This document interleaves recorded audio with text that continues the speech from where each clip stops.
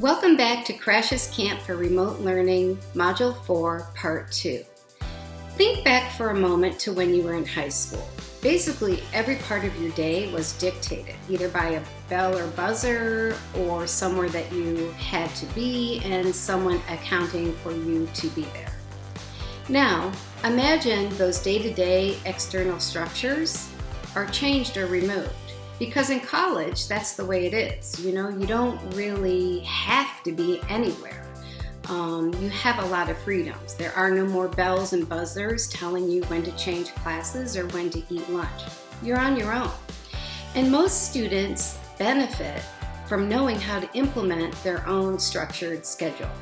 And since remote learning doesn't require you to be in a classroom at a certain time each day, you'll have to create structure for yourself to get things done. Let's talk about some ways to do that. Creating a routine is a straightforward way to ensure that each day has a predictable rhythm, which will help you stay on track to achieving your goals. Try doing simple things to create a routine, like waking up at the same time each day and eating regularly.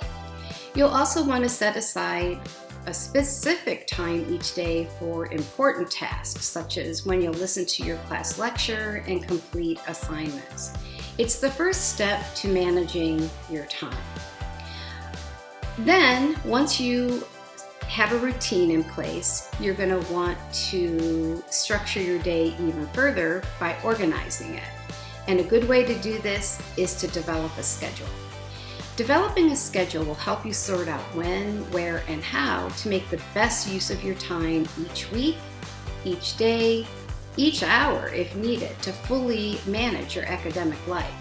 You'll want to use your planner, calendar, or favorite organization app to help you track when assignments are due and other important dates along the semester timeline. The College Info Geek has a great list of 25 productivity apps that you can check out. You might want to download one of them or take a look and see if any of them appeal to you to help you be more productive.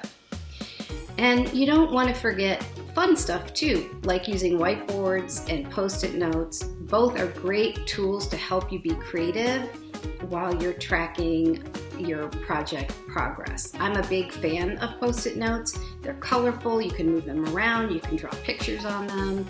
They're really a really useful tool that I use almost every day.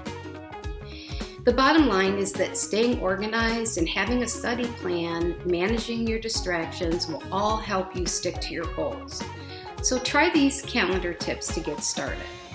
First, you want to use a semester calendar so you have a visual of what you need to do over the course of the whole semester. And you want to follow that with a weekly schedule and then a daily to-do list to break down tasks into manageable chunks.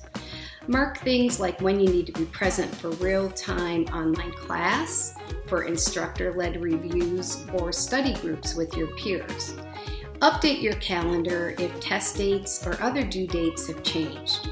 Don't forget to create a study schedule by marking your calendar with appointments for independent studying, reading, and assignment completion for each class.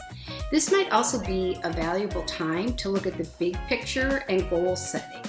Setting goals and creating steps to achieve those goals is a powerful skill that can keep you motivated and action-oriented. Another strategy is to be ready to learn. In college, your job is to learn, and there's tons of research on how to do it best.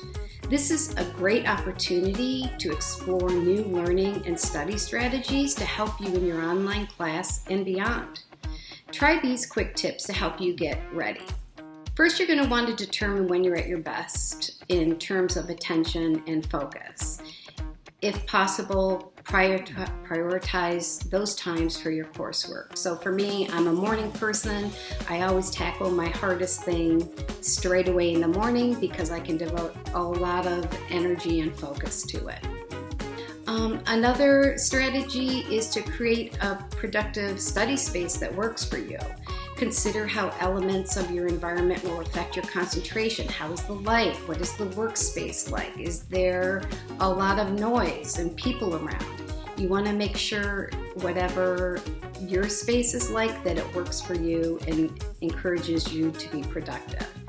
And pay attention to distractions too. So distractions or procrastination challenges happen to all of us, but you need to have a plan for when they occur, especially the phone. One good tip I like to share is if you do have a hard time avoiding your phone or other distractions, set the timer for 20 or 30 minutes. Force yourself to hyper focus, and then when that timer goes off, you can have a little, break with your phone. Usually the hardest part when it comes to procrastination is just getting started. By setting that timer, it kind of forces you to get started, and once you're in the zone, you may not even care or be aware of the time passing. You also want to plan frequent breaks so that you avoid burnout and take care of yourself.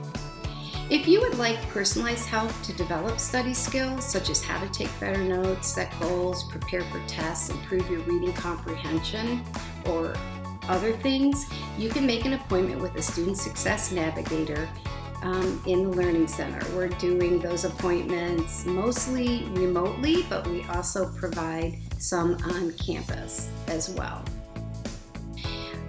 So hopefully you've learned a few strategies to help you get off to a great start learning remotely this semester.